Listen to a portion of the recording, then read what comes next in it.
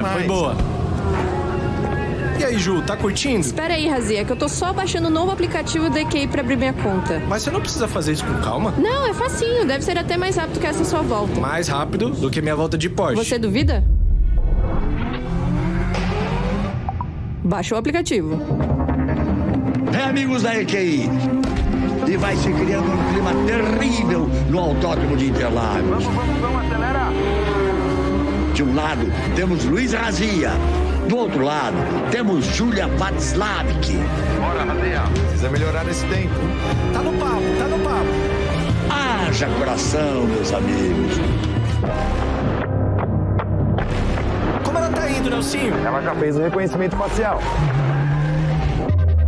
Razia acelera pelo mergulho e vai se aproximando da subida dos boxes. Olha a Júlia finalizando. Vai ganhar, vai perder. Perdeu! Ganhou! Mas, na verdade, quem ganha mesmo é você, que consegue abrir sua conta na EQI Investimentos tão rápido quanto o tempo que você levou para assistir esse filme aqui.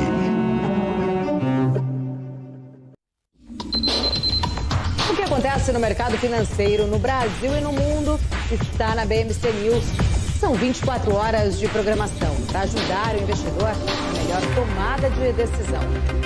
Independência e jornalismo sério. Não estamos plugados em nenhuma instituição financeira. Isso nos dá liberdade de levar a informação sem nenhum viés, sem conflitos de interesse. Ser a ponte entre as notícias, empresas, especialistas e os investidores. Tudo de uma forma dinâmica e com uma pitada de bom humor. Informação que gera valor, você sempre vai encontrar na BMC News. Trader, imagina uma TV com programação trader 24 horas por dia. Imagina ter conteúdo de qualidade, interação com a comunidade trader em tempo real e acesso às últimas notícias sobre o mercado a hora que você quiser.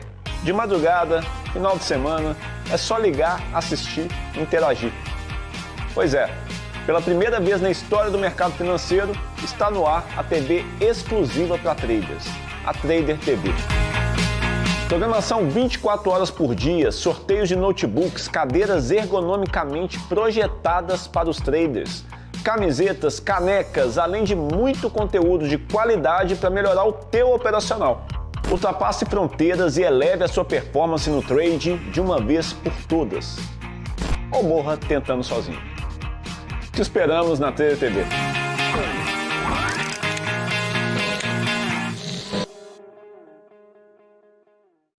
BMC News. Informação que gera valor.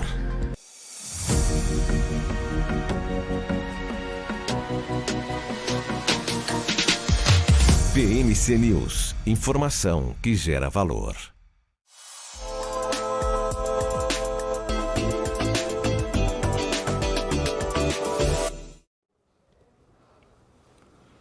Olá, seja muito bem-vindo ao BMC Market dessa quarta-feira. Hoje é dia 30 de agosto de 2023. Estamos chegando aqui com os principais destaques, os principais assuntos que estão movimentando o mercado financeiro. E Bovespa numa leve queda, 0,24%, ainda sustentando 118 mil pontos, mesmo com um bom humor que a gente percebe nas bolsas americanas, depois da divulgação dos dados do ADP, depois da divulgação dos dados do PIB americano, as bolsas americanas ganharam um pouco mais de fôlego, ganharam um pouco mais de respiro, até porque a interpretação foi dado ruim para a economia, acaba sendo até um dado bom para o Federal Reserve, que deve ter chegado ao fim no ciclo de aperto monetário e que nas próximas reuniões não deve fazer mais movimentos de alta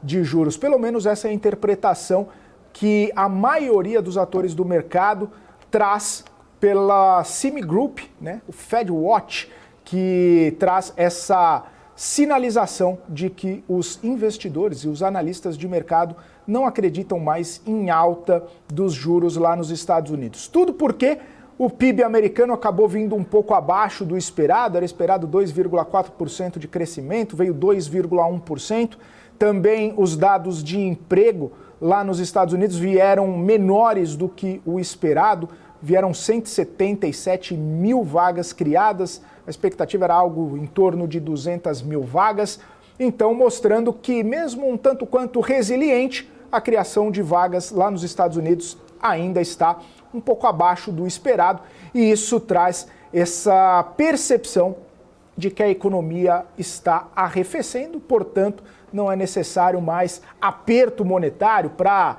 sensibilizar e penalizar um pouco a economia dos Estados Unidos.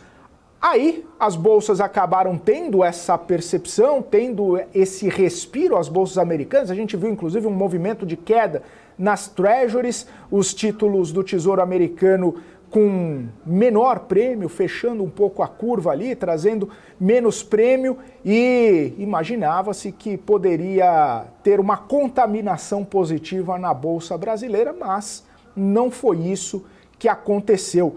Não foi isso que aconteceu e a Bolsa segue nesse patamar negativo.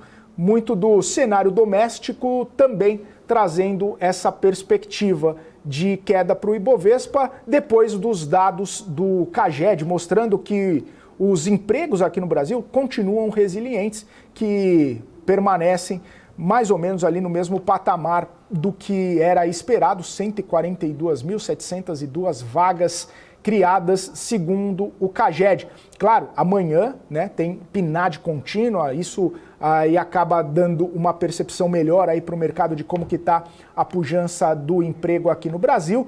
Na sexta-feira a gente tem PIB brasileiro, que também vai dar uma sinalização de como que anda a nossa economia e, claro, algumas revisões de projeções por parte dos analistas. Mas eu falava da questão interna, eu falava do cenário doméstico, o cenário doméstico bastante sensibilizado por conta do orçamento. O orçamento segue no radar, a questão fiscal segue no radar, muito porque ainda existe o desejo do ministro Fernando Haddad em trazer esse orçamento equilibrado com meta de déficit primário zerado até o ano que vem, finalizando o déficit primário no ano que vem, começando a ter superávit em 2025.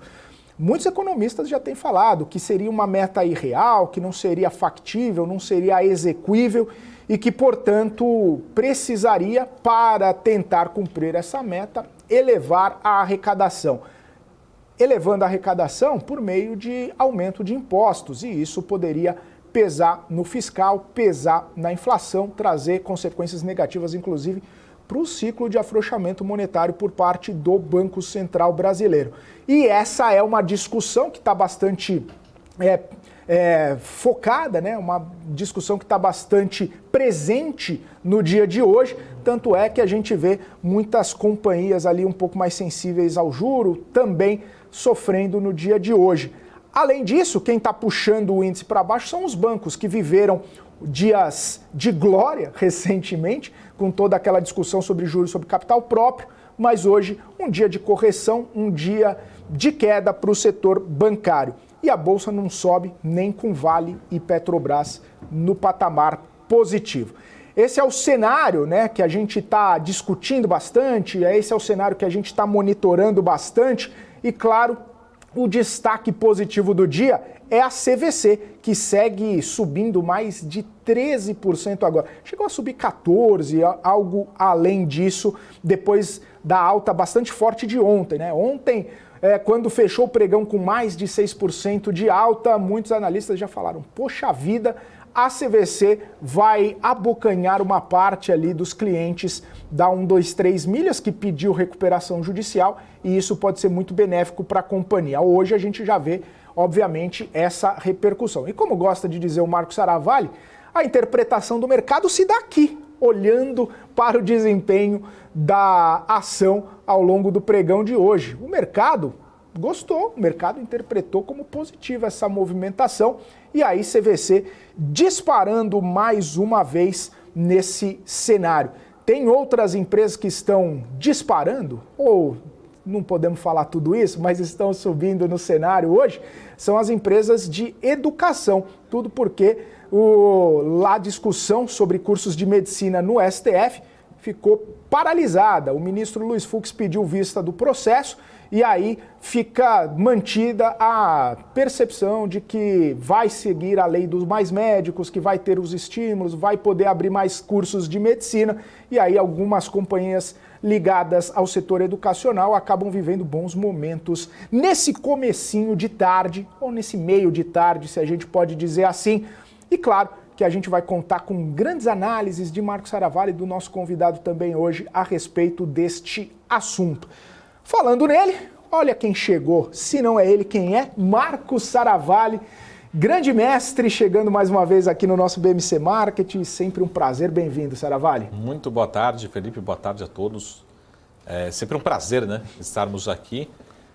E destaque positivo aí, hoje, particularmente, para, como o Felipe falou, para as ações da CVC, uma empresa de turismo que vai surfando também das notícias negativas, né, em relação a seus concorrentes. Mas hoje tivemos diversas notícias já ao longo do dia e, como a gente falou, se intensifica, né, a agenda econômica e política a partir de hoje, quarta-feira, quinta e sexta-feira, temos uma série de indicadores, mas o Ibovespa aí sem força para engatar uma alta, mesmo com a recuperação, enfim, a valorização de Petro e Vale particularmente.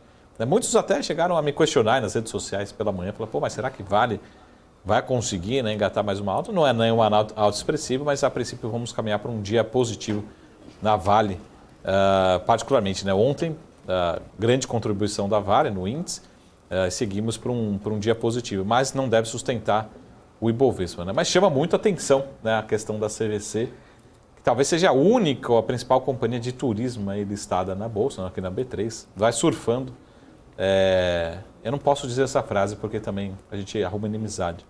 Mas então vou deixar aqui uma metáfora, né? Uma bastante conhecida aqui no Brasil, que é enquanto uns choram, outros vendem lenços. Né? Pois é, e dizem as más línguas do mercado que CVC é contradizendo os vendidos cansados. Mas, Saravalli, talvez seja exatamente essa a percepção, contradizendo quem estava apostando ou quem estava analisando que a empresa não pudesse reviver algum tempo mais interessante que já viveu nos últimos anos, inclusive. Né? Claro que a gente vem de uma situação muito complicada para a companhia, que foi a pandemia, não só para a companhia, mas para várias outras do setor, que acabou trazendo uma percepção negativa para a CVC. Antes disso, a gente teve toda aquela situação envolvendo problemas contábeis na própria companhia, governança, enfim, muita pressão sobre CVC por conta dessa situação,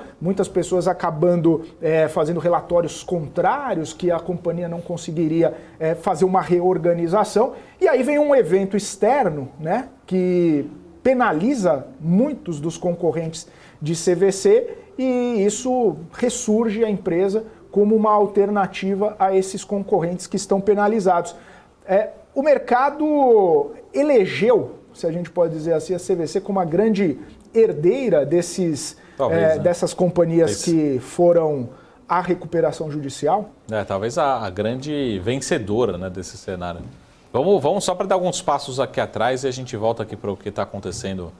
Acho que publicamente é a mais popular, vamos dizer assim, 1, 2, 3 milhas, mas com outras empresas do setor, que a gente pode dizer de fato que são empresas ou ligadas ou diretamente ligadas ao turismo, ou de fato empresas de turismo.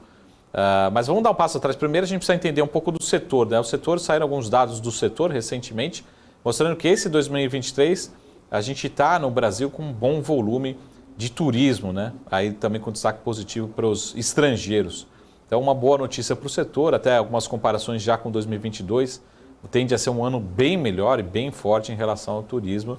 O Brasil ainda tem muito potencial, mas mostrando que os turistas estrangeiros, sobretudo estrangeiros, estão reforçando a sua participação, colocando o Brasil no mapa como um dos seus principais destinos. E uma curiosidade, né, são investidores turistas estrangeiros, né?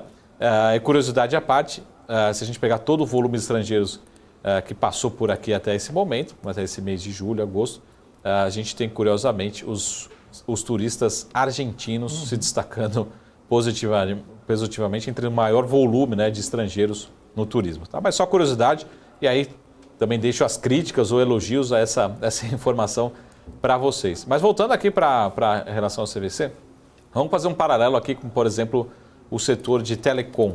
Né? Isso acontece no Brasil, isso aconteceu em vários países do mundo, principalmente na Europa. Talvez o questionamento em relação ao turismo, embora o Brasil ainda tenha muito potencial, mas como a gente disse, talvez não seja um setor que tenha espaço para grandes companhias. Né? O telecom é muito fácil de entender porque a gente olha para o nosso celular, você tem operadora, fala, Felipe, qual operador você tem? Ou é A, ou é B, ou é C. Né? Antigamente a gente tinha a possibilidade da D, que não existe mais, que é o caso da Oi. Então essa foi uma discussão por vários anos, né? Vários mercados falaram, não existe espaço para ter 4 grandes operadoras, 5 grandes operadoras. E o setor foi concentrando até que se consolidou e chegamos à resposta. Hoje o Brasil tem 3 grandes operadoras e esse é o futuro da telefonia, né, móvel, celular no Brasil, e diversas economias têm esse exemplo. Tá? Então foi essa discussão até em relação à Oi. A Oi tem que concentrar, ter essa diversificação. O setor vai caminhando para a participação de 3 companhias presentes. Tá? Aí a relação em relação ao turismo, justamente a gente está discutindo isso. Será que tem espaço? Acho que a grande discussão é essa. Será que tem espaço para uma nova CVC? Será que tem espaço para uma nova 1, 2, 3 milhas? Qual que é o tamanho desse mercado? Ou lógico que sempre vão existir operações locais, né? Nordeste, sul do país, interior, né? o centro-oeste do país, vão ter operações sim, mas qual que é o tamanho do mercado? Então a gente provavelmente está questionando que talvez as novas companhias, né, provavelmente não devem existir ou existir de um outro formato. Acho que é essa a discussão. Acho que infelizmente, olhando aqui para a Bolsa, talvez a CVC se mostra aí como um movimento de consolidação, né? Sofreu, como o Felipe falou, muito na pandemia, praticamente foi o setor que teve receita quase zero em vários segmentos, mas que mostra também que ela tem muitos diferenciais da CVC. Tem marcas, você tem relacionamentos, você tem contratos, parcerias. Talvez seja uma companhia que depois de toda essa movimentação no setor, sai até mesmo fortalecida dentro desse mercado. Ganha share, ganha passagens, ganha hospedagens, ganha clientes. Né? Acredito que sim. E essa leitura tem sido do mercado. Talvez o paralelo com o telecom não tenha sido meio radical aqui, mas é mostrando que em alguns mercados, né, os especialistas do setor mostram, será que existe espaço para tanta empresa assim ou em tanta empresa grande? Né? E infelizmente o cliente, né, o consumidor acaba sofrendo, né, por conta de recuperações judiciais ou possíveis falências no caminho, mas mostrando que o mercado vai se adaptando ao longo do tempo. Tá? Então talvez seja essa a discussão que a gente esteja passando nesse momento no setor de turismo. Né? Ô Marco, e a questão é a seguinte, né?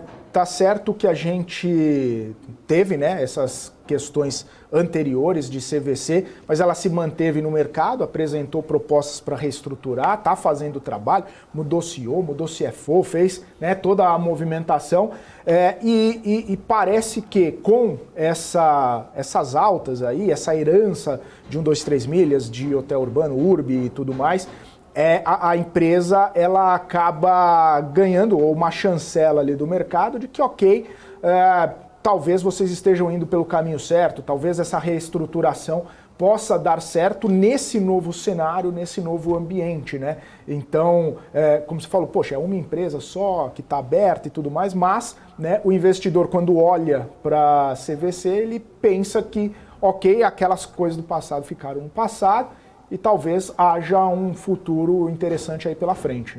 Né?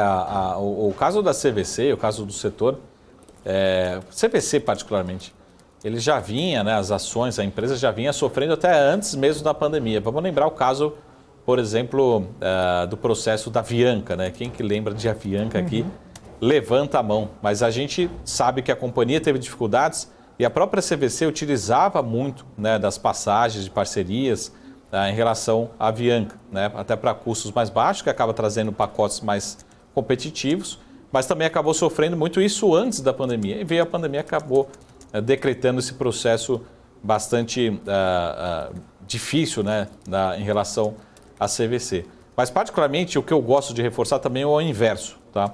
Vamos pegar e tentar isolar o caso de Americanas, mas a gente sempre lembra que uma companhia de capital aberto também tende a ter um nível de governança, de excelência em relação à governança. Né?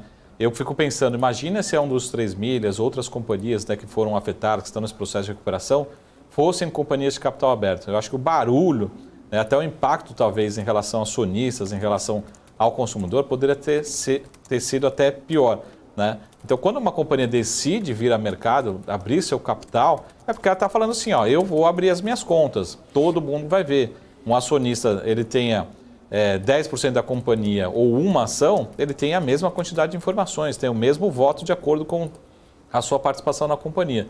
Então, acho que nunca, pelo menos quando a gente fala de governança, nunca chegou-se a se questionar nenhum ponto em relação à CVC. De novo, eu acho que a governança da CVC é a governança de uma companhia aberta que acaba trazendo essa excelência positiva que a gente, a princípio, a priori, não estamos vendo no processo de recuperação dessas companhias, né? Um dos 3 milhas acho que é o principal caso, né? Então, de novo, como eu sempre falo, o Brasil tem muito potencial no turismo? Temos, né? Mostrando esse ano que temos potencial para crescer, né? Temos potencial para explorar, né? Mas, ao mesmo tempo, talvez esse caso seja um grande aprendizado que a gente precisa profissionalizar muito esse mercado, né? Eu não posso comprar uma passagem com dúvida se eu vou chegar lá no dia, se vai existir a minha passagem, né? Se vai existir o meu voo, né? É como, eu vou pegar um exemplo aqui radical, pessoal da B3, por favor, não me critiquem, mas o lado verdadeiro, né? Quando você compra uma ação na B3, você não fica perguntando, pô, será que vai ser liquidada? Será que vai entrar na minha custódia?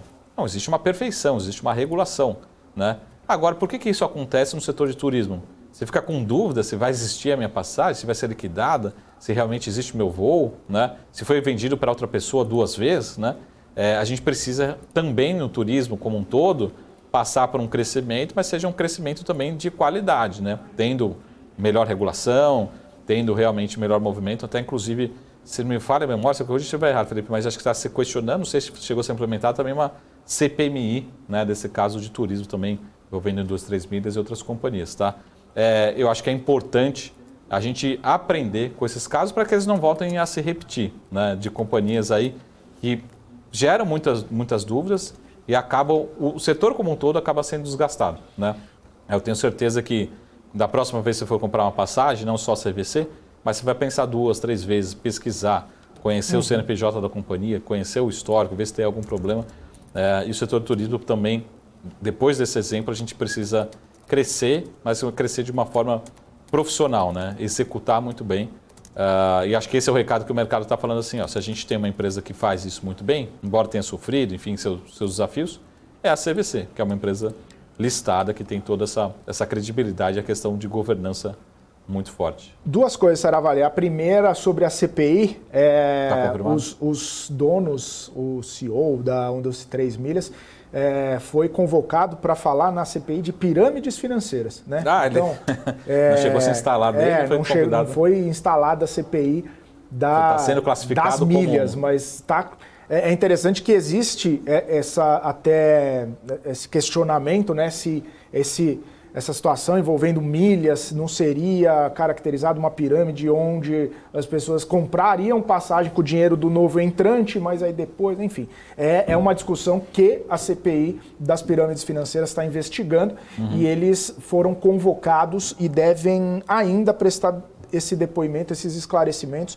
Então ainda não aconteceu, está para acontecer. Inclusive eles foram convocados, eles iriam ontem, se não me engano, dar essas declarações, mas aí tiveram problemas e, se não me engano, eles tinham um outro compromisso relacionado também à questão da recuperação judicial, enfim, e aí não foram.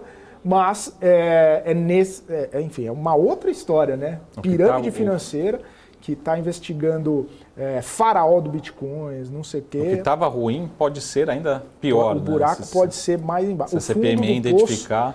pode ter um alçapão, como já dizia o outro. E a outra questão, Saravalli, uma coisa que você falou exatamente nas 2 perguntas que eu fiz, e me levantou uma dúvida. Você comentou, poxa, mas a CVC acaba sendo a empresa de capital aberto desse setor, é a única empresa, e aí você fez até a comparação com o Telecom, que tem algumas, né, mas mesmo assim ainda é um mercado mais restrito. Isso também mostra, de repente, uma necessidade da gente ter mais companhias abertas em vários setores. Turismo pode ser um deles, inclusive, né, para a gente ter uma até uma base de comparação, né, da companhia aberta A com a companhia B, com a companhia C, níveis de governança, níveis de, enfim, de estrutura de capital, nível de atendimento ao cliente, enfim, para a gente também ter uma base de comparação um pouco maior, porque hoje você olha a CVC, você vai comparar com uma empresa não listada, uma empresa de capital fechado, né, e aí talvez não tenha uma base de comparação tão equivalente assim, né? Isso também acaba demonstrando essa necessidade da gente ter mais abertura de capital, a gente ter mais empresas listadas, pequenas, médias, grandes, gigantes, enfim. Até quando a gente fala de Petrobras e as Junior Oil, né? Exato. São diferentes, mas são do mesmo setor. A gente consegue ter até uma comparação. Até eu não costumo dar dicas, né? Mas falando de... Se eu pudesse dar uma dica aqui tanto para as companhias como para os IBs, né, para os bancos de investimentos, pode ser uma proposta, né? De novo, vamos discutir aqui, traz aqui para o marketing para a gente discutir todo mundo junto, as companhias, nós, analistas e os bancos de investimentos. Mas lembrando que um braço muito forte de companhia de turismo estão ligadas também às companhias de aviação, né? Então a gente tem aqui a parte da Azul, né, ligado a turismo, a gente tem Gol, enfim, a própria Latam, essas companhias têm ali um braço de turismo dentro das companhias aéreas. Isso pode virar um ativo. Lembra um ativo listado, gerar valor, mostrar que tem valor dentro dessas companhias. Lembra o que aconteceu com o caso das milhas, né, das companhias de fidelidade, né?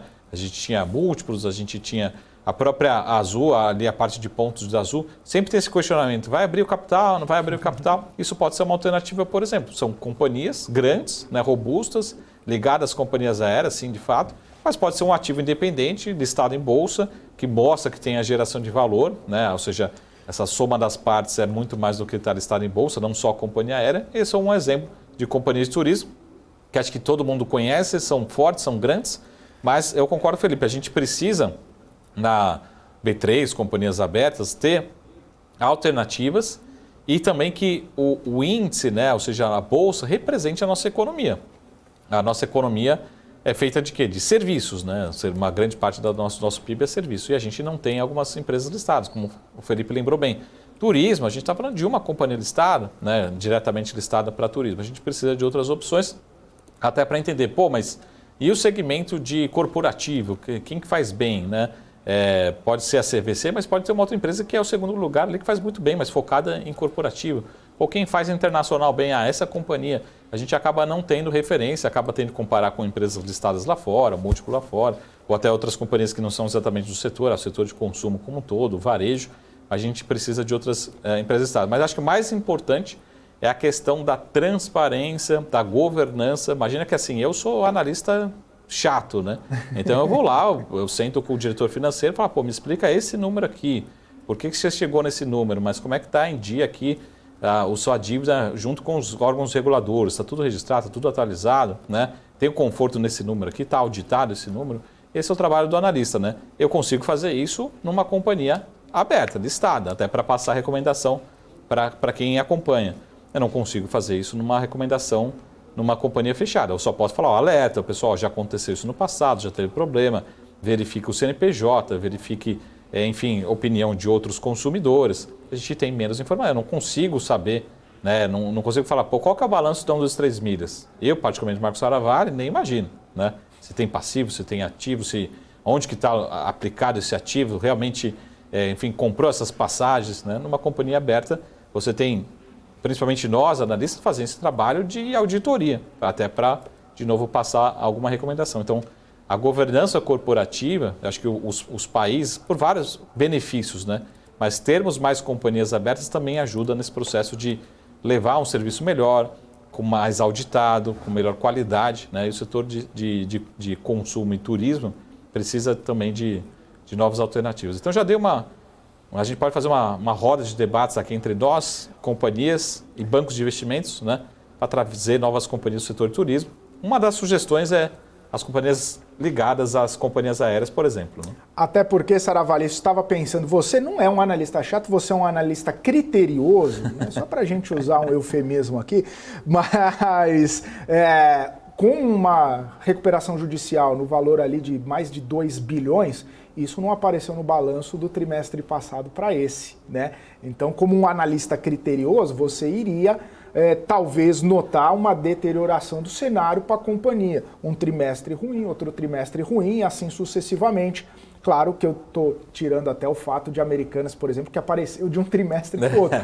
Mas no caso de 123 milhas, a gente poderia, no caso de um analista um pouco mais criterioso, sim, perceber essa deterioração do cenário ao longo do tempo e aí, né, tentar sinalizar uma mudança da estrutura, tentar sinalizar, de repente, alguma ação que pudesse ser feita para salvar a companhia antes de chegar no ponto da recuperação judicial. Um ponto que é super importante que a gente poderia levantar a mão, né, é o caso, por exemplo, de credores. Né? Quem são os credores? Como é que está a dívida? O custo de capital está subindo dessas companhias? Pô, não, quem emprestava dinheiro eram esses bancos aqui, só que eles estão cobrando mais. Pô, então o credor está ficando mais preocupado, né? Lembrando que uma recuperação judicial envolve todos, né? Todos são envolvidos, né? Clientes, credores, né? Funcionários, né? Parceiros, acionistas, né? Como um todo. Mas numa companhia de capital aberto, como o Felipe falou, a gente consegue ir vendo o filme, né? Sendo desenhado ao longo dos trimestres, né? Então, uma companhia de capital fechado, a gente não tem todas essas informações. Então, essa preocupação. Acho que o grande recado também, né? É principalmente, a gente está olhando aqui muito o olhar do acionista e do credor, né? Mas sempre a gente precisa lembrar também o lado do consumidor, né? Como o consumidor precisa se preparar para esse tipo de evento não ocorrer, né? A gente começa a ver, infelizmente, muita gente ser impactada e até, falando aqui publicamente, né, é uma companhia que tinha muito gasto em marketing, né? Então, muita gente, acho que qualquer brasileiro que navega pela internet, enfim, conhecia a companhia e até tinha alguma relação com essa empresa. Então, muita gente, infelizmente, pode sair prejudicada por conta de todos esses processos de recuperação judicial, né? Mais um caso que talvez a gente poderia estar não passando ou passando de uma forma completamente diferente, né? Então, fica essa preocupação. E essa informação me deixou bastante preocupado da CPMI convidar, né? Ou seja, se está convidando, né? Se está realmente trazendo CPMI, uma outra CPMI de pirâmides financeiras, né? Existe uma preocupação muito grande, né? Acho que que pode ir além do processo de recuperação judicial, né? Pode ser realmente, vamos isolar aqui na Madeira, esperamos, a gente não quer que ninguém cometa crime, mas a gente pode estar falando de outros crimes envolvidos, né? Acho que essa discussão é que está sendo analisada e investigada nesse momento, né? RJ é um ponto de atenção, pirâmide financeira, né? É muito mais atenção, né? É muito mais complexa essa situação, Saravalli. Só para a gente encerrar aqui, a gente está quase finalizando o nosso bloco. Azul sobe 1,67 e Gol 0,95 na esteira aí, talvez, dessa alta de quase 15% da CVC depois da recuperação judicial ou do pedido de recuperação judicial da 123 milhas. A gente vai então agora para um rápido intervalo. Na volta a gente continua debatendo os principais assuntos desta quarta-feira. Continue com a gente, o intervalo é rapidinho. BMC News. Informação que gera valor. O que impacta a economia e o mercado global. Aqui no BMC News você acompanha em tempo real a abertura do mercado e todas as movimentações do mundo dos investimentos. Notícias acompanhadas de opiniões de grandes especialistas para ajudar você na melhor tomada de decisão na hora de investir. Eu, Paula Moraes, estarei com você de segunda a sexta, às 9h30 da manhã, no BMC News. BMC News. Informação que gera valor. Já pensou se não existisse essa pergunta? Teríamos cavalos mais rápidos? Mais telefones? A Vortex pensou e criou a primeira plataforma digital para o back-office do mercado de capitais. Tecnologia para o que sempre foi analógico. Hoje, temos mais de $500 bilhão em ativos em 3 frentes integradas. Ir além é descomplicar o mercado de capitais todos os dias. Vortex. Beyond. COI, você sabe o que eles são? Esse é o tema do BMC Explica de hoje.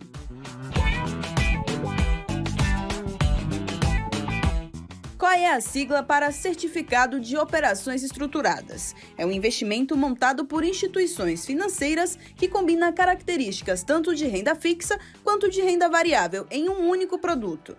Na prática, o COI pode ser aplicado em diferentes ativos, como ações, moedas, commodities, entre outros. A rentabilidade do COI pode ser atrelada a diferentes indicadores, como a inflação, a taxa de juros ou o desempenho de determinado ativo financeiro. Além disso, o COI pode ter diferentes estruturas de remuneração, que podem incluir uma taxa pré-fixada ou pós-fixada. O investidor deve escolher o COI de acordo com seu perfil de investimentos.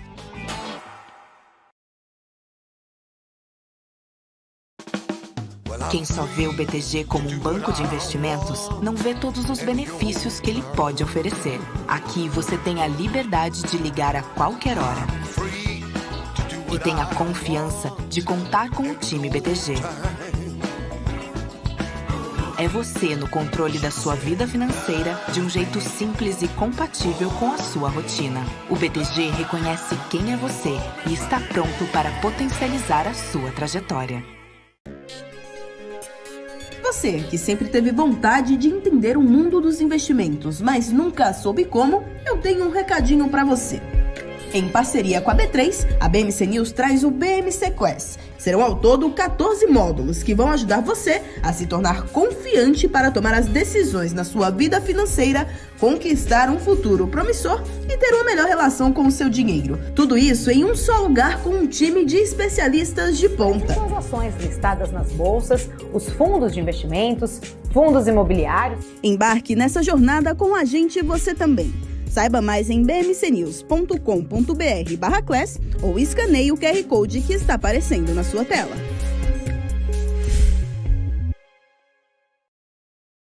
Ela sempre volta a estampar as manchetes. Mas o que é a inflação? Esse é o BMC Explica e o tema de hoje é a inflação.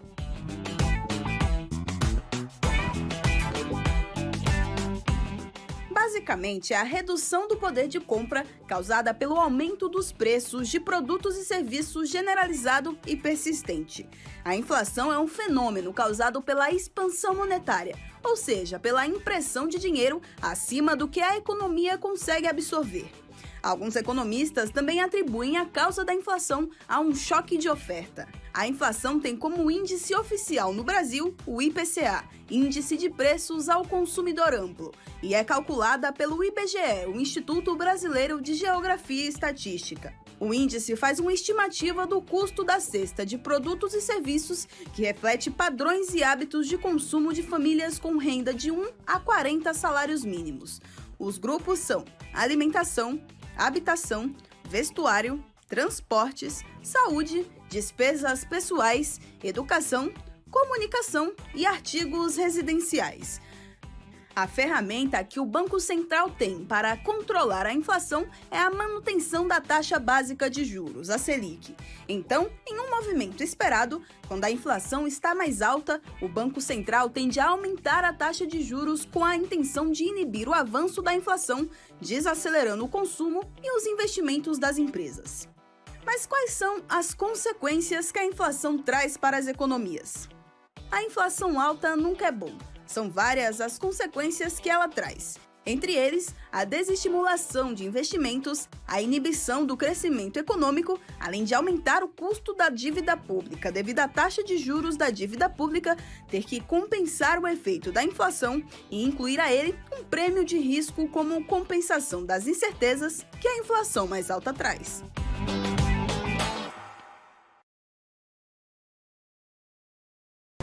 BMC News.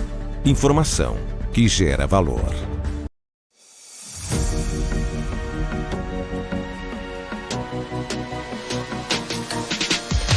BMC News. Informação que gera valor. Muito bem, estamos de volta aqui na programação BMC Market ao vivo, trazendo aqui os principais destaques do mercado financeiro.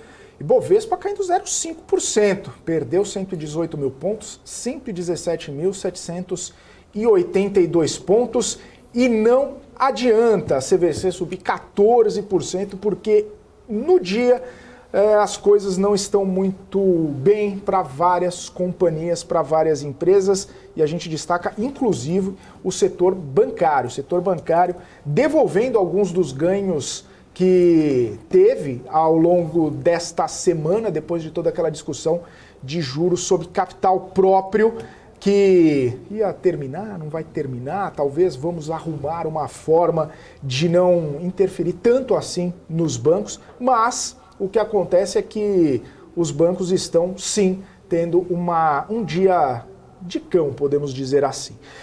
Claro que Petrobras e Vale, no patamar positivo, tentam segurar um pouco esse ímpeto de queda, mas não conseguem, segue aprofundando um pouco as perdas, o Ibovespa, nessa quarta-feira. Para falar um pouquinho dessa movimentação, para falar um pouquinho a respeito desse movimento todo do mercado financeiro, recebemos aqui com grande satisfação e honra no nosso estúdio o Gilvan Bueno, sócio, gestor educacional da Órama, analista também, sempre conosco, um prazer recebê-lo aqui. Dessa vez não tem internet, Gilvan, dessa vez é aqui conosco, sentado na bancada. Boa tarde, bem-vindo. Muito bem-vindo. Muito difícil de fazer esse programa ao vivo é que você não pode olhar para o lado porque tem que ficar concentrado para a câmera ali.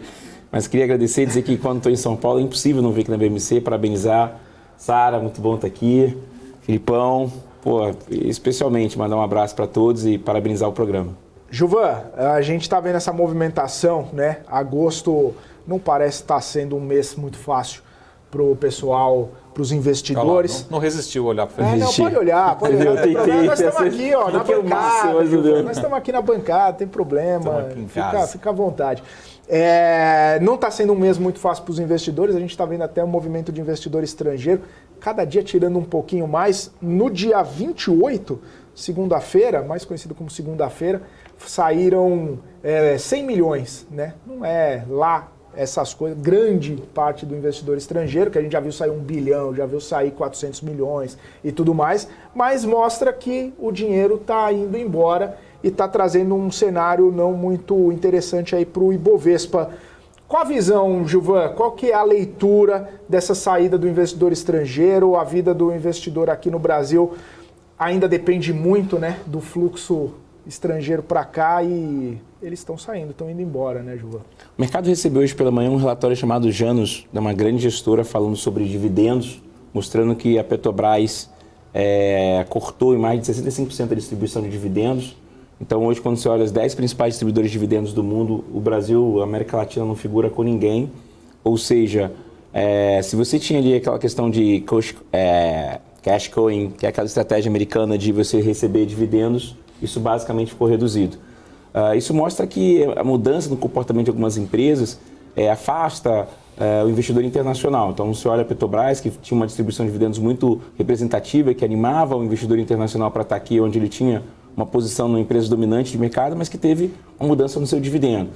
Depois você olha um pouco para o arcabouço fiscal, a gente entende que o arcabouço fiscal ele tem ali uma linha de receita, mas a gente não entende como é que vai ser a linha de despesa, como é que você vai controlar as despesas para aumentar as receitas. Você tem um gatilhos para receita e uma questão muito importante, você que está aí de casa, não se esqueça, o PIB do Brasil tem uma participação do setor tributário de 34%. Hoje o PIB do Brasil, ou seja, sua geração de receita, 34% vem de impostos e agora, a partir do dia 24 de janeiro, nós teremos aí uma nova tributação em fundos offshore que vai impactar em 24 bilhões do governo, 24, 50 bilhões até 2026. Ou seja, você tem um cenário fiscal ruim, como é que vai ser isso? Porque o problema não é a receita, o problema é a despesa. O problema não é a receita, o problema é a despesa. A gente tem um programa de transferência de renda que aumentou o custo do Brasil em 150 bilhões. O Brasil hoje em transferência de renda tem que captar 150 bilhões para fazer transferência de renda para 80 milhões de pessoas. Então, a máquina pública está financiando isso. Então, ele fica um pouco assustado. E quando você olha, por exemplo, na reforma ministerial, a gente está entendendo que o governo tem um desafio. Então, você olha no campo político, você olha no campo fiscal, você olha no campo empresarial, você está tendo um desafio. Então, o investidor ele fala, deixa eu ir para economias mais estabilizadas. E a gente sabe que o Equador teve uma campanha diferente, né? A gente olha o Chile um pouco distante dessas discussões, e a Argentina com um grande problema inflacionário cada vez pior. Então, acho que o cenário para ele é free to college, né? Vou viajar para mercados mais estabilizados até entender melhor. E também lembrar que os valuations puxaram muito, né? Aquela bolsa até 123 mil pontos foi muito atrativa. Ralizinho pesou. Muito Diga bom. lá, Saravali. O Gilvan, a gente faz essa pergunta aqui, já fizemos várias vezes e nunca chegamos na resposta. O Gilvan vai chegar aqui, ele vai nos conceder essa luz, essa força. Inclusive até um amigo nosso aí, diretor do Banco Central, ele perguntou alguns dias atrás, Galípolo, ele perguntou assim, não, mas não é só culpa do Brasil, né? E todo dia o Felipe vem, já nos últimos 15 dias, fala assim, Marco, o estrangeiro está saindo do Brasil. E amanhã, de novo, saiu. Saiu. Né? E de novo, saiu, continua saindo, né? Muito forte. Acho que a principal pergunta, assim, a gente consegue isolar, né, o que é realmente um efeito global e de um efeito local, né? E se for efeito local, o que piorou tanto, né, nesses últimos 15, 20 dias, trouxe essa bolsa para baixo, algumas ações, enfim, parece que aquele otimismo que a gente tinha lá em junho, julho, a gente não se vê, isso no mercado financeiro de uma forma geral, né? Ou seja, quanto que é explicado pelo Brasil e o que de fato piorou talvez no Brasil nos últimos 15 dias, né? Eu sempre gosto de ouvir outras interpretações, de conversar com o mercado para vir participar da BMC e de ter essas discussões. Então, a primeira discussão, eu acho que se a gente pudesse fazer uma retrospectiva da minha antepenúltima participação aqui na BMC, eu falava sobre o princípio dos 100 dias do governo. Então, quando o governo chegou, você me perguntou, Sara, Gilvan, e Petrobras? E o governo? E eu falei, Sara, a gente tem que fazer, tem que dar o voto de, e foi a frase do Mansueto Almeida também, a gente tem que dar um tempo para chegar aos 100 dias. Né? Passados 100 dias, as primeiras interpretações foram positivas. Passados 180 dias, eu falei para você que os dividendos da Petrobras não tinham sido mexidos, eles foram mexidos. Conseguiu passar o arcabouço fiscal? Conseguiu, mas o mercado ainda não dirigiu bem o que vai ser essa questão da despesa. Né? Ele faz um movimento legal de tributar o offshore, mas será que isso vai piorar para o estrangeiro? Porque o estrangeiro usava em algum momento uma estrutura offshore. Sim. Ele começou a tributar de maneira indireta esse investidor. E a questão da política, a gente tinha no primeiro semestre um centrão que ainda não tinha esse desenho tão forte de atacar os ministérios, como vem acontecendo, como os veículos vêm apresentando, e a gente entende que o governo, até ele falou isso anteriormente, não está conseguindo fazer uma articulação política sem a força lira. Vamos dizer que a força lira hoje tem um papel predominante, né? Essa aprovação custou 11 bilhões, né? Exato. Custou 11 bilhões. Eu fiz uma brincadeira aqui, 11 bilhões, uma Selic de 13, a gente gastou 1 bilhão só em custo para financiar uma aprovação, pela falta de força política. Então, acho que o interno tem essas 4 grandes variáveis que elas não se resolvem rápidos, né? São variantes que você, por exemplo, negociar cargos, reduzir ministérios, trocar ministérios, trazer desgastes. Esse ministério durou 6 meses, é um ponto. O arcabouço, o Haddad vem fazendo um trabalho incrível de conseguir achar respostas. Acho que resolvendo essas questões aqui, entendendo, por exemplo, tem alguns detalhes, né? A Eletrobras vai ser revogada, o Wilson saiu, né? Então a Eletrobras é um outro desafio. Como é que vai ser o BNDES? Será que, o Aloysio está fazendo ali um trabalho interessante, mas será que o mercadante, que o Guido Mantega vai para a Vale? A gente sabe que por uma questão de governança talvez não vá. Mas será que esse posicionamento de pessoas indo para, por exemplo, conselhos de empresa SA para fazer trabalho de conselheiro é o mais correto? Pessoas que não têm um job description da profissão. Então você vai olhando governança e fala assim, poxa. E aí tem um livro muito bom para a gente entender o que a gente está apresentando aqui, que é Como as Democracias Morrem. Como as democracias morrem, falam, basicamente, o governo entra na estrutura do sistema, tira o alicerce do sistema, e aí quando ele tira o alicerce do sistema, ele faz as transformações. Então, o interno tem esses desafios que precisam ser respondidos, que vai demorar mais, pode notar aí, eu vou marcando as reuniões aqui, março de 24 a gente vai ter um cenário, e a gente sabe que em dezembro de 24 a gente tem a saída do Roberto Campos Neto, que a gente tem que entender como é que vai ser. Uhum. Mais uma recomendação de livro aqui que preferimos não ler, né? Maravilhoso. Amei, muito bom. Um assunto que não preferimos não discutir, né? E o político na América Latina ele vem ganhando muita representatividade, né? O político não dá para fazer cenário macro ou micro sem entender política, como é que vai ser isso. Por exemplo, a gente tem essa política de transferência de renda que a gente entende que o Brasil tem seus desafios socioeconômicos, mas que custa 150 bilhões de reais. O Gilvan, Felipe, só para continuar aqui no assunto, um dos temas, até acho que trouxe volatilidade já a partir de ontem, né? Felipe, você me corrija se estiver errado, mas não chegou a ser confirmado, lógico, mas alguns membros do governo, ministros, falando de revisar a meta fiscal, né, de 2024. Né? Estamos chegando num nível de, talvez o 0 a 0 não seja tão fácil como você está falando, mas fazendo essa conexão com o mercado financeiro, acho que é aquela velha pergunta assim, o que está no preço? Né? Será que está no preço, o 0 a 0 está no preço? E se revisar para acho que até a Glaze e outros chegaram a se cogitar ali menos meio, enfim, uma revisão para baixo, para pior, né? Então a pergunta é, o 0 a 0 está no preço? E se revisar para baixo, como que o mercado poderia reagir? Lembrando, até esse momento, né, acho que o Felipe não foi confirmado, o Haddad continua defendendo muito, fazendo muito bem essa ponte, mas já começam a surgir membros ali do governo falando, a gente precisa discutir 2024, talvez 0 a 0 não seja o cenário base, né? Essa acho que é a preocupação desde ontem começou a ganhar força, né? A gente tem desafios aqui porque o modelo político no Brasil ele tem algumas particularidades. Então a gente sabe que no meio do ano ele para, então é um semestre, você tem ali 4, 5 meses para performar, no sexto mês você não vai ter tanto. O Lira intensificou essa cobrança nas férias para realizar as aprovações. Segundo semestre tem um outro desafio, né? Vai até novembro. Dezembro você não consegue passar muita coisa. Quando você para em dezembro, você volta em fevereiro. Então são ambientes, espaços curtos para tomar decisões muito estratégicas e que você começa a olhar que vai ser 24. A atividade não está vindo tão forte, a capacidade de crédito. Acho que hoje tem uma discussão que eu estou até indo para Brasília para participar, buscando ali algumas associações que eu possa estar falando, até aproveito aqui o espaço para pedir esse Real Gov aqui, que é o juros de cartão de crédito, que é uma coisa que você falou dos bancos, acho que vai ser legal a gente falar depois sobre isso. É uma discussão importante, o Roberto Campos Neto fez um alerta que pouca gente esqueceu, né? Hoje, o mercado de varejo, 40% é cartão de crédito, um endividamento de 450%. Então, se você olhar o governo, talvez 23% você não teve. Vamos olhar aqui os grandes, e você de casa, Sara, os grandes mecanismos, eu vou dizer assim, os grandes drivers, as grandes forças de impulsão, real estate, não está forte com o Selic a 13,25. Serviço, não está forte com o endividamento das famílias. Então já pegamos 2 clássicos que impulsionam a economia. Agronegócio, não veio forte, o PIB não empurrou. O El Niño vai chegar destruindo a safra. Não vai ser uma safra tão boa, as projeções são um pouco diferentes. Né? Os caras que compram da gente, ontem eu estava vendo no Wall Street Journal, os Estados Unidos estão com problema de algodão.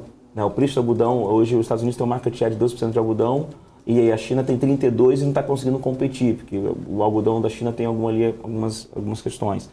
Então, os drivers de crescimento, a gente pegou os 4 principais aqui, os 3 principais, não estão performando. A indústria no Brasil, a gente não vai falar que não existe desde 1980, né? Sofre muito. Para 24, com uma Selic a 9, o real estate já melhora, varejo já melhora, agronegócio, a gente vai ver qual vai ser o impacto do El Niño lá em 24. Então, parece que 24 você tem maiores perspectivas. E aí você tem, no final de 24, a saída a gente não sabe quem vai entrar, mas vai ser alguém que vai ter um casamento, vamos dizer assim, com as intenções do governo de acelerar os juros para baixo, tirar essa questão de responsabilidade fiscal, que isso a gente só vai ver em 25. Então, esse é o desafio. Aí a grande questão, né, Gilvan, se muda agora, Saravalli, perde credibilidade, né? Já começa um programa como o Arcabouço, projeto como o Arcabouço, falando que não vai cumprir. Então, daí não... E a perda da credibilidade é um problema, né? Porque você acaba jogando com o nome, né? Você fala, vou tentar segurar e tudo mais. Mas se já revisa a meta antes de colocar em prática... Eu ia fazer uma provocação, mas ia ser muito ruim. Então, eu nem vou fazer. Porque poderia ser daquele partido de... Mas isso aí é péssimo, né? Não me escutem. Mas poderia ser daquele partido de jogar a expectativa lá para baixo e surpreender positivamente, né? Jogar uma revisão. O Guedes trabalhou isso muito bem, né? Por favor, pessoal, editem essa... Que ninguém me escute aqui, né? Mas é uma ideia muito ruim, né? O Guedes trabalhou com isso... A expectativa já está baixa. Já é baixa, já está baixa, né? Em alguns dos aspectos, obviamente. Vamos aguardar. Então, se o Guedes trabalhou com isso, fez ali... Foi muito surpreendente o PIB do dentro na gestão Guedes. Impressionou todo o mercado não tinha essa expectativa. Então, vamos ver o que vai vir agora pela frente. Acho que o negócio aqui talvez seja olhar os balanços, entender. Acho que a gente tem uma resposta muito boa dos balanços, né? a receita foi menor, mas consequentemente a lucratividade foi maior, isso chamou a atenção, e isso a partir de uma reorganização societária de endividamento, né? De estrutura de dívida, estrutura de capital, estrutura de dívida, acho que isso foi um ponto interessantíssimo, me chamou a atenção. Assim. Tempo que a gente não viu um negócio desse. Sim. Enfim. Gilvan, você pediu a música e a gente vai tocá-la.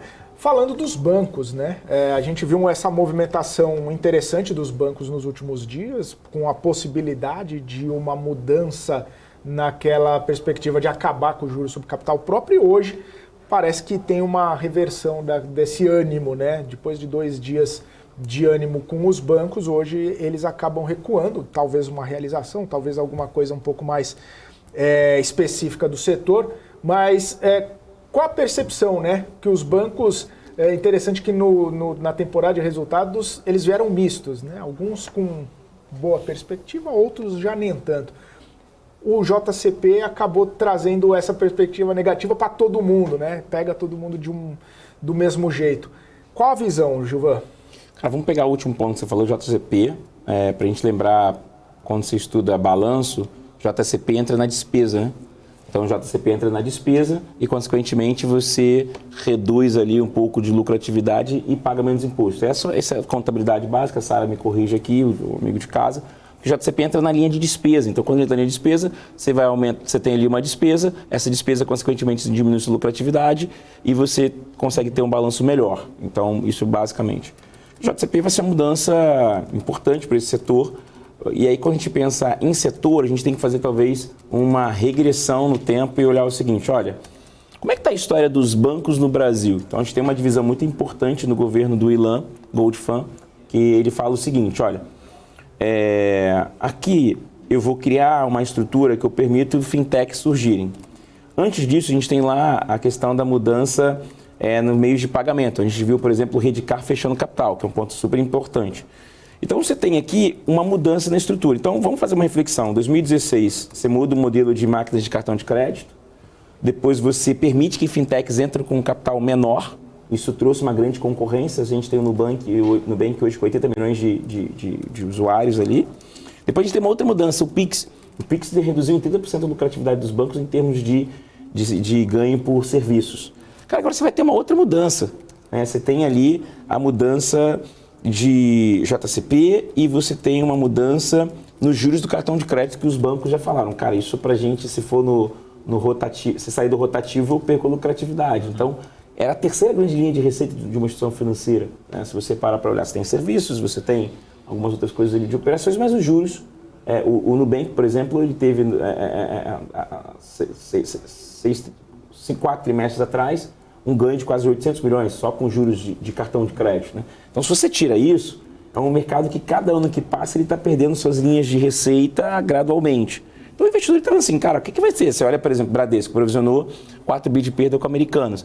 Não teve uma entrega, a gente sabe que o Itaú acho que faz um trabalho de excelência, entregando um resultado acima da média que comportou Bradesco e mais um. Então, assim, acho que os bancos eles atravessam hoje um cenário de tempestade perfeita, né? São muitos assuntos que atacam a sua lucratividade. Por exemplo, mudança na regulamentação das máquinas, mudança na estrutura de PIX, mudança na estrutura de JCP, que vai acontecer, mudança na regulamentação de concorrência. Ele não é mais um player dominante, ele tem concorrência. Né? E agora vem uma mudança, se acontecer nos juros de cartão de crédito. Então, as linhas de receita estão indo por água abaixo. Então, parece que é um cenário que há 10 anos o mercado de banco vai ter uma outra estrutura, que a gente não consegue entender agora. E a gente está lembrando que ainda vai vir Drex, a gente não sabe se o Open Finance vai tracionar. Então você tem vários mecanismos que são lucratividade dos bancos, que se você vai olhar de perto, eles estão se deteriorando, assim, gradativamente. Então, em 10 anos, como será a lucratividade de um banco? Tem que buscar novas formas, né? Acho que tem... A interrogação, quais seriam, né? Quais seriam, né? Num país que tem 77% das pessoas endividadas. Então, aonde ele vai criar esse modelo? Né? Por exemplo, nos Estados Unidos você tem as agências abertas, que o cara faz tudo. O Santander tenta esse modelo aqui, não vi resposta ainda.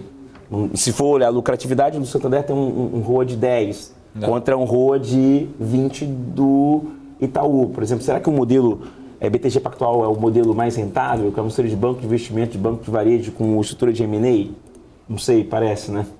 Mas voltando para JCP, até a gente discutiu muito aqui, né? Vários analistas falam assim, sobe JCP, arranca lá 20% do lucro do Itaú, né? Eu acho que o Itaú nunca vai deixar, né, com o tamanho da sua força, deixar que implemente. Então a pergunta é assim, os bancos, o Febraban tem uma força muito grande, mas provavelmente eles vão ligar lá para o líder do Congresso e falar assim, a gente quer uma contrapartida, né? Você vê assim acontecendo um fato isolado, só assim, a partir de amanhã não tem mais JCP, acabou, se virem, porque se não tiver uma contrapartida, pelo menos o passado mostra isso, que o banco vai repassar tudo isso para a tarifa de algum lugar, ele vai tentar recompor essa redução do lucro, né? Como é que...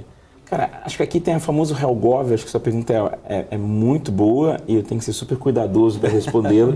Acho que aqui são, não vou chamar de direita e esquerda, são mecanismos de governo, filosofias de governo, né? Nós sabemos que um governo de direita ele tem uma filosofia de livre mercado, de deixar as coisas se organizarem, livre concorrência, muita estatização, controlando isso. Isso é o core, e foi o que o Brasil viveu nos últimos 4 anos. Basicamente foi isso, né? Uma boa lucratividade, um bom PIB, o agronegócio percorrendo muito bem, você teve ali umas reformas trabalhistas, algumas mudanças na estrutura de governo, e você nunca imaginou que num governo de direita, isso já tinha sido falado, né? Num governo liberal, vamos colocar assim, que você teria uma taxação de offshore, né? Qual é o governo com a filosofia do atual governo? Vamos privatizar? Não. Vamos tornar estatal, a discussão da Eletrobras, né? Vamos tributar os mais ricos? Sim, vamos tributar os mais ricos. Começa dia 1º de janeiro de 24. Né? Os bancos são inimigos porque nós temos grandes sindicatos? Sim, são os inimigos, né? O famoso nós contra eles. Então, acho que são aqui, Gilvan não está fazendo um ataque a nenhum dos dois sistemas. Gilvan está falando que são filosofias de trabalho que falam sobre um modus operandi. Então, a filosofia de trabalho desse modus operandi aqui é a taxação dos ricos, voltar a estatização, tornar estatais, recuperar, por exemplo, questões que tinham acontecido no governo Temer de sindicatos. A gente está tendo uma discussão se os sindicatos voltam com a contribuição sindical. Então, te respondo de maneira objetiva, o banco é o inimigo do atual governo, né? É nós contra eles, né? É a discussão que os bancos, quando você tem greve dos bancários, nasce para uma filosofia desse modelo dos negócios. Então, não acredito você que, por mais que força que tenha, vamos entender como é que será essa negociação, qual vai ser o tamanho da contrapartida. Não é um liberal que está tomando essas decisões, é uma pessoa que acredita que todos esses mecanismos que eu falei aqui são incongruentes com o governo dele. Então, acho que a discussão eu acho que vai acontecer. Nós não sabemos o tamanho do impacto, mas vai acontecer. Pelo modelo, pela filosofia que esse governo tem de tocar suas decisões.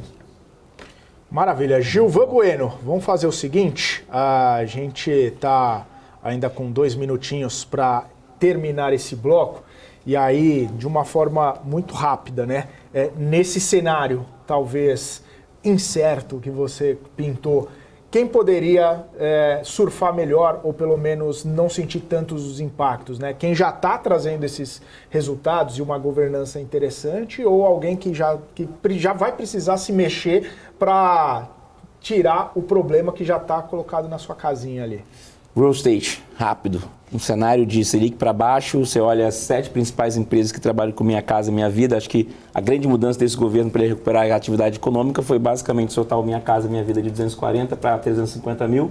Esse era um mecanismo que não se mexia há mais de 4 anos. Ele entrou no governo e mudou o teto do Minha Casa Minha Vida. Você olha para real estate, plano e plano 300%. Então você tem que olhar talvez para o real estate, para esse projeto Minha Casa Minha Vida, que eu acho que é o cara que surfa a onda de juros baixos e respeita muito o modelo de governo que está sendo vigorado no momento. Nos bancos?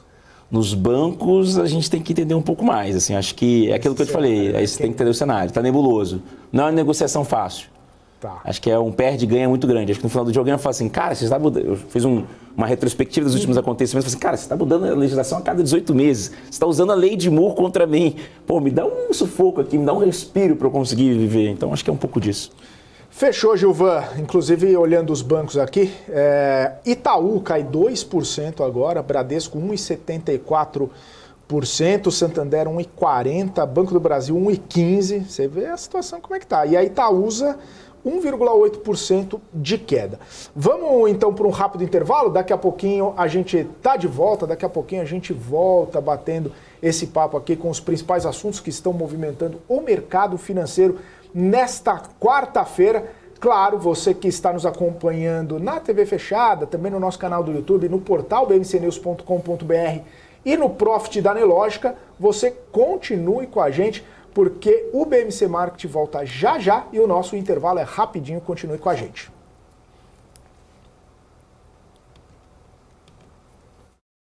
BMC News.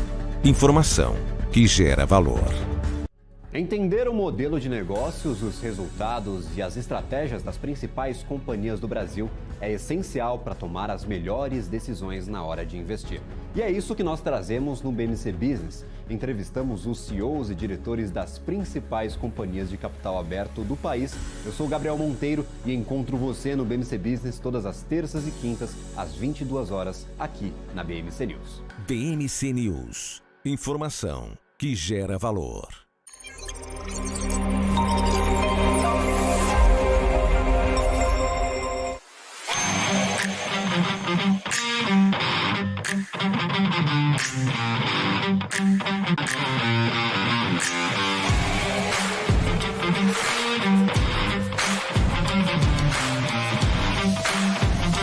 Vortex.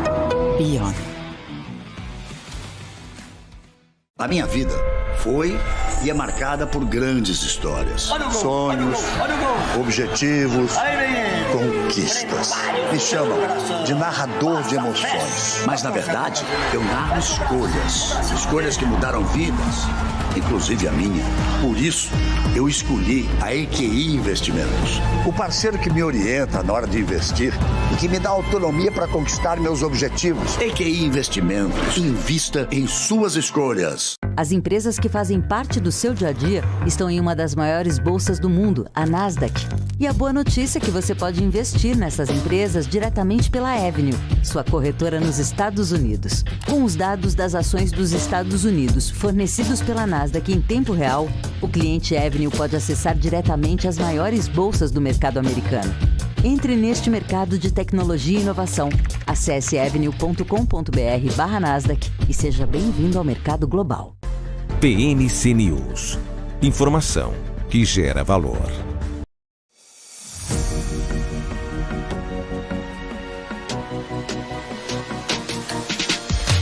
BMC News. Informação que gera valor. Muito bem, estamos de volta aqui na programação BMC Market ao vivo, são 3 horas e 35 minutos, seguimos aqui com a programação. O Bovespa acelerou um pouquinho a perda, tá? São 0,68% de queda nesse momento, 117.600 pontos nessa movimentação, né, de mau humor, se a gente pode falar assim, do mercado financeiro, também sustentado aí por bancos, empresas de varejo. Via é a empresa que mais cai nesse momento. Tá brigando com Alpargatas, mas Via é a que mais cai nesse momento. A gente vê outras empresas ligadas ao setor de varejo também caindo. Além disso, quem mais cai? Frigoríficos, né? Marfrig caindo, depois também de toda aquela elevação, todo aquele crescimento do pregão de ontem, hoje uma correção normal. Mas a gente vê BRF também caindo, além, é claro, da Minerva, ou como gosta o Saravalli, do Minerva, caindo 2,13%, JBS cai um pouquinho menos, 0,26%. Inclusive, para falar um pouquinho desse assunto, né, frigoríficos entrando na pauta agora, Gilvan Bueno continua com a gente no market desta quarta-feira. Senhores, o Minerva, Saravalli, tá caindo mais um pouquinho. Hã? Só para me deixar feliz. Só para te deixar feliz, porque é o frigorífico Minerva. Quem anda com o Saravalli sempre aprende alguma coisa, viu, Gilvan? O Minerva tá caindo. E interessante que teve um relatório do Safra, Saravalli, falando que num longo prazo, todo esse deal feito com Minerva e Marfrig acabou sendo muito benéfico para a companhia e tudo mais. E deu, inclusive, recomendação de compra podendo chegar até R$18 com preço-alvo, né? O O mercado, como você fala, né? O mercado ele traduz o sentimento do dia com a movimentação que a gente olha aqui na tela. A movimentação do dia não está muito otimista, não, assim como o pessimismo de ontem também, né? Os argumentos mais longoprazistas podem contribuir para uma melhora no cenário pro Minerva, Saravalli? Pro Minerva, né? Maravilhoso. Mas eu acho que continua a mesma repercussão de ontem, né? O mercado não aceitou o deal para o lado do Minerva particularmente. E sempre fica aquela dúvida, o Gilvan tem mais experiência do que eu, mas sempre quando acontece um M&A, né, uma fusão, uma aquisição, fala assim, vamos ter X milhões de reais, centenas de milhões de reais de sinergias. Mas o que é sinergia, né? Então me prova, né? Mostra mesmo. E aí chega daqui 1 ano, 2, 3, as sinergias não vieram, não aconteceram como deveriam e tal. Então o mercado vai ficando mais calejado. Um dos motivos dessa aquisição, porque teoricamente quem se deu bem foi o vendedor, né? Porque só tem 2 lados, né?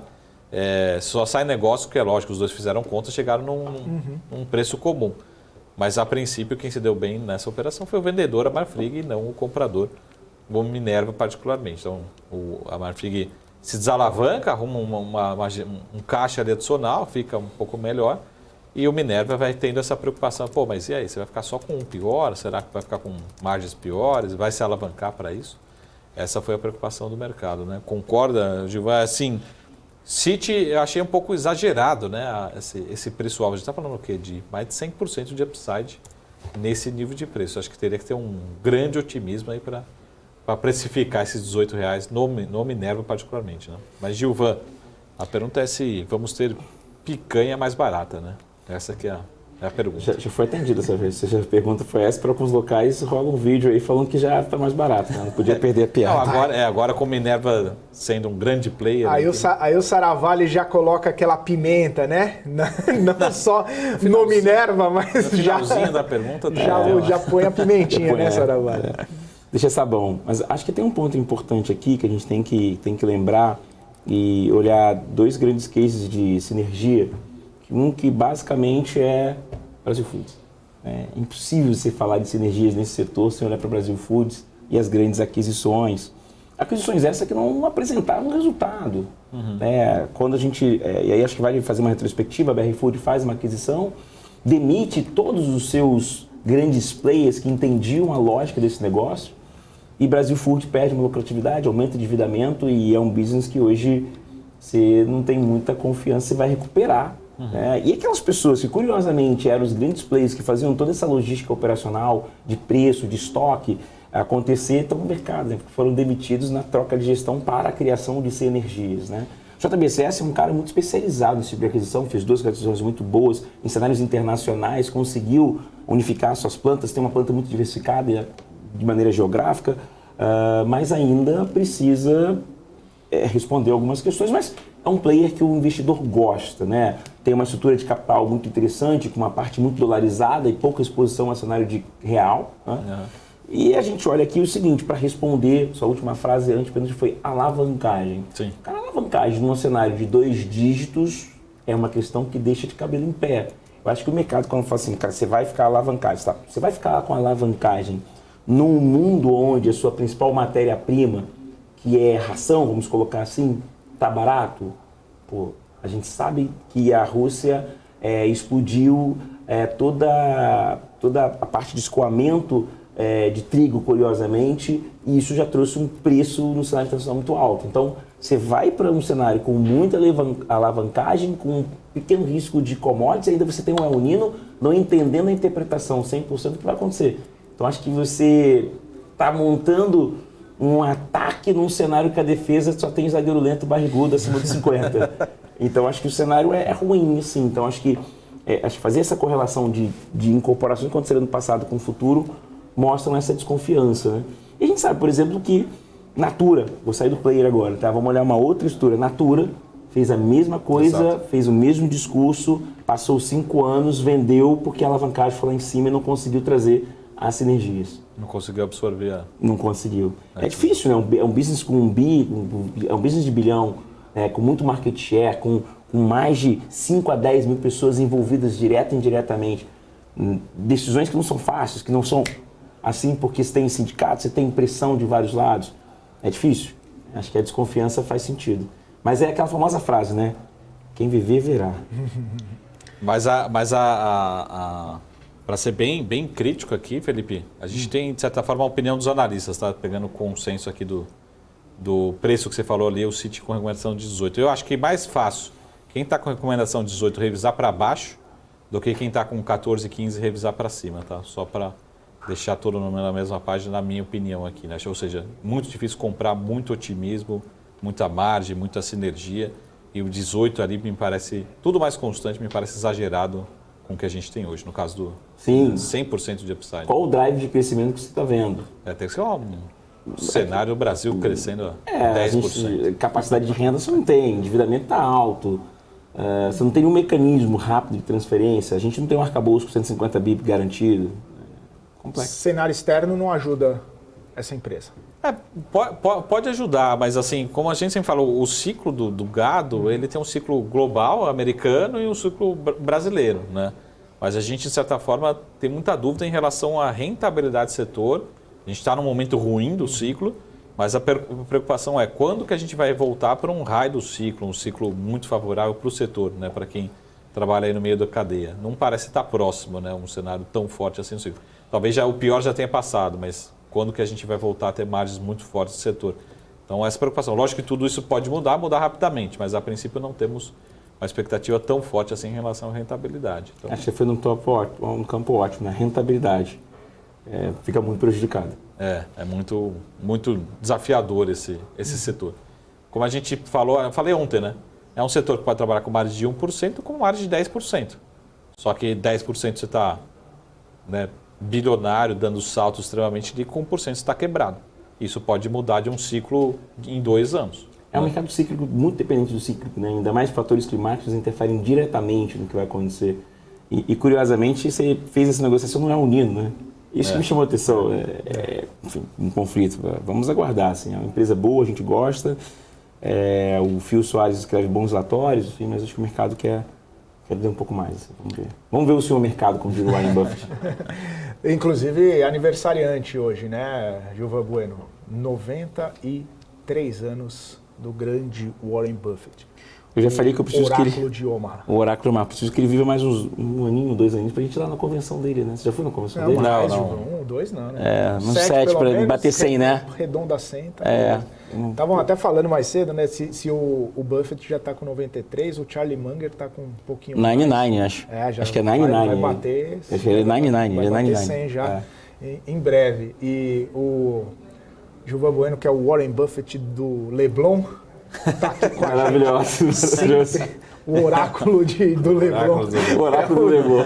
O Gilvan Bueno aqui com maravilhoso. Depois eu tirar uma foto e vai virar. Vamos botar, vai marcar o Faria Lima. Quando você tiver 93 anos, eu vou estar com essa foto guardada na carteira, Gilvan Bueno. Obrigado. As rucas não chegaram ainda. É isso aí.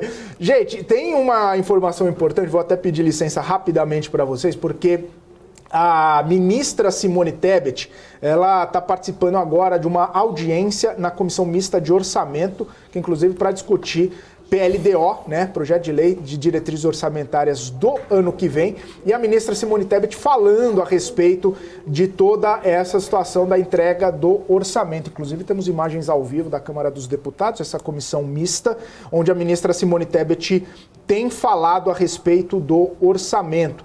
E aí, ela trazendo algumas aspas, inclusive, da ministra Simone Tebet, falando que parece que 32 bilhões em despesas condicionadas não é nada num orçamento de 5 trilhões de reais, mas 32 bilhões significam 48% das despesas discricionárias disponíveis aí para o ano que vem. Lamentavelmente, o segundo semestre vai ter a inflação maior do que o primeiro semestre do ano.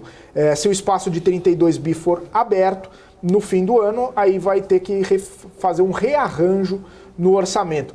A ministra disse que o projeto de lei orçamentária de 2024 prevê 2,43% de aumento da receita no ano que vem, ampliação de 1,7% nas despesas, 70% do aumento de receita. A ampliação total do limite de gasto em 2024 é 129 bilhões.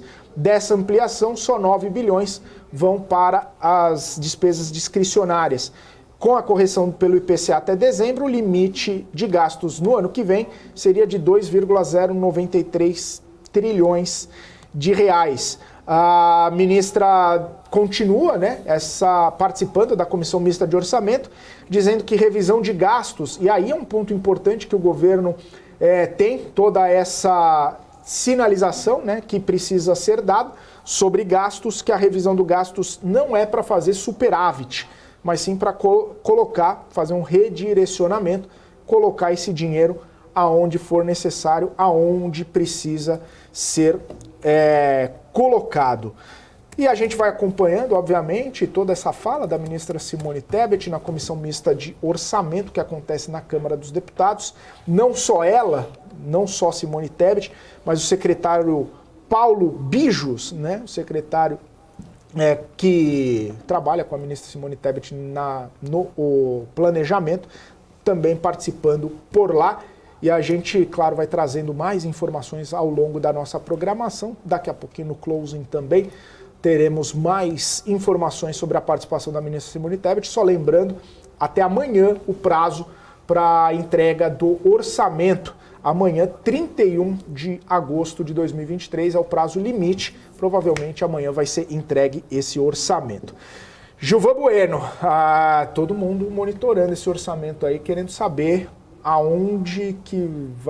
da onde vão sair as receitas e para onde vão as despesas. Está mais difícil saber de onde vêm as receitas, né, para equilibrar esses gastos, e a gente falava aqui, né, há pouco sobre essa situação, mas dizem que planilha antigamente era papel, né, Saravalho, mas ficou no passado, ficou para pessoas um pouco mais de idade. A planilha aceita tudo, né, Gilvan? Isso é uma frase de contador, você sabia, né? O papel aceita tudo. Mas é curioso que a gente, com 30 minutos de antecedência, falou o que ela está repetindo, né? A gente ficou 30 minutos de antecedência e falou, tá bom, ele entendia receita e despesa. Como é que vai ser isso? Curioso, né? Por isso você tem que estar na BMC. A gente falou de 30 minutos antes. E, cara, vai ser a grande pergunta. Os gestores estão falando sobre isso. Acho que hoje a gente tem que estar olhando muito para os gestores especializados em ganhos do cenário macro, né? Que são muito bons e arcabouços. Eu estava falando com a Vilma Pinto, do Instituto Fiscal Independente. Quero até mandar um abraço para a Vilma, querida. Quero fazer um debate com ela sobre isso, para a gente entender como é que vai ser isso, assim, porque se vier diferente, vai ter uma desconfiança, né? Mas engraçado que eu vou te falar, o Werner, da Trígono, estava ouvindo o Werner, e uma coisa engraçada que a gente não compra Brasil mal, né? A gente só compra Brasil bem. Para quem é investidor de ações, fazendo bem direto aqui, essas incongruências, tá tudo bem, né? Que você vai comprar bons ativos a preços depreciados. Para quem é fã de Brasil, você vai ver o Brasil cada vez mais distante de um crescimento. O Brasil está há 40 anos sem crescer o PIB, então precisamos entender. Ô Saravalli, até tem uma movimentação sobre reforma administrativa, né? Mais cedo até o Lira comentou, Arthur Lira, presidente da Câmara dos Deputados, falando que já tem o apoio, né, de várias comissões, de líderes, inclusive, para debater a reforma administrativa, que ataca, inclusive, Gilvan, essa questão dos gastos governamentais. Mas isso precisa ter articulação e ter uma proposta do governo. Será que o governo está disposto a propor ou fazer essa proposta? Tem bastante pauta econômica ainda em andamento no Congresso, né? Não sei se você lembra, Felipe, mas eu já respondo fazendo a pergunta para o Gilvan aqui. Você lembra disso, né? Sei muito bem das suas táticas. Mas eu acho que justamente essa preocupação. Até, inclusive, tivemos durante essa semana, né, palavras do próprio Centrão, né, falando, o Centrão, o próprio Gilberto Kassab também, falando assim, a gente consegue participar, né, mas pode contar com a ajuda da Câmara, enfim, mas a gente precisa participar mais ativamente. E aí eu fico voltando para o Excel, a pergunta para o Gilvan, se a gente não entra numa referência circular, que a gente está talvez resolvendo problemas lá da frente, com uma reforma administrativa, mas aqui no curto prazo a gente tem que criar novos ministérios, criar novos cargos, que acaba trazendo preocupação para a despesa corrente agora, de curto prazo. Então essa preocupação, o preço que pode sair, essas possíveis aprovações, essa agenda, que é a pergunta que já passando para você. Que cenário que a gente está vivendo. Esse freio contrapeso que foi criado quando a gente pensa numa política, ela é interessante. Porque você olha, por exemplo, na economia americana, você tem os democratas e os republicanos, as cadeiras, um tem 51, outro tem 49, na hora do voto, um ganha. Então, às vezes você ganha uma eleição sem maioria. Isso tem um peso lá na frente, isso está acontecendo, isso acontece pelo mundo. E acho que esse freio contrapeso que foi criado é interessante para a gente entender política e como ela é importante para as decisões econômicas. A gente viu que o presidente, né, conseguiu ganhar, fez os 50 milhões de votos, mas na hora dos ministros e todo mundo, e quem é um grande leitor de política sabia, essa hora vai chegar. O presidente foi inteligente em termos de conversar diretamente com o Lira, não botar interlocutores, foi. Né? Ele foi lá fazer o corpo a corpo, mas você está vendo que ele tem 150 votos. E engraçado, isso é uma frase da minha, ele falou em São Bernardo do Campo que ele não tem governabilidade com 150 votos. E ele, para ter isso, está tendo um custo que aumenta no curto prazo. E aqui acho que a grande pergunta é, será que a administrativa era agora? Será que agora é hora de administrativa ou de tributária? Ou de arcabouço? Ou de, por exemplo, aumentar o nível de atratividade de negócio para o Brasil? A gente sabe, se você olha o Brasil, que o Brasil não é um país atrativo para negócio. Por uma série de fatores, seja legislativo, seja mão de obra qualificada. Então, administrativo não era a hora, né? Racionalmente, para um governo, não era. Isso é uma reforma que se faz com 14, 16 meses, não em 6. Né? E então está pagando o preço por ter entrado sem a maioria. E o Fernando Henrique, acho que ele tem uma frase muito boa que ele fala, ele diz que no livro dele que o maior erro dele foi ter inventado a reeleição. Porque quando você inventa a reeleição, o primeiro mandato é só para ajustar e o segundo mandato é para você realmente governar. Então acho que ele, se perpetuar, ele tem um segundo mandato muito bom. O primeiro é de arranjar e pagar um custo de votações como 11 bilhões. Então, acho que é o grande desafio, é isso. Só para voltar um último ponto, só para voltar um tema que você estava falando em relação à pauta da Tebet. Rapidamente. Me pareceu ser um pouco, tanto quanto otimista ali na expansão da arrecadação. Né? Acho que é um debate que a gente vai manter aqui no marketing ao longo dos próximos dias. Mas a gente tem que trabalhar ou de duas uma, né? Ou está com uma projeção de PIB, né, necessariamente de arrecadação muito forte para o ano que vem, ou trabalhando muito com condições de arrecadações extras, extraordinárias. 24 que ele arrumou agora, né? Arrumou 24 bilhões ali com essa tributação, não sei se vai afastar o gringo. É o que ele tem na mesa, não tem muito ali. Nosso PIB, 34% do nosso PIB é tributação. Isso é incrível. Assim. 34% de um país vem de tributos. Gilvan, Saravale, 30 segundos para cada um. Vou deixar 50 segundos para o Gilvan, porque ele é convidado. Para considerações finais, por gentileza. Merece. Não, primeiro você tem essas, tem 35, eu tenho 25. Agora tem... 30 segundos. Cara, primeiro, obrigado. Acho que a gente tem um Brasil com muitas oportunidades. Acho que aqui cada vez mais você vai precisar ter uma boa assessoria. Se você está começando a investir agora, cara, muito cuidado. Leia muito, se informe, use a IBMC, use os canais da Orama, tenha muitas discussões. Acho que não é hora para você tomar decisões sozinho, acho que você tem que ter, o que a gente usa muito lá na hora, uma assessoria especializada, acho que você tem que ter um bom conteúdo, uma boa discussão. Se você vai trabalhar com derivativos, não trabalhe contra o mercado, não trabalhe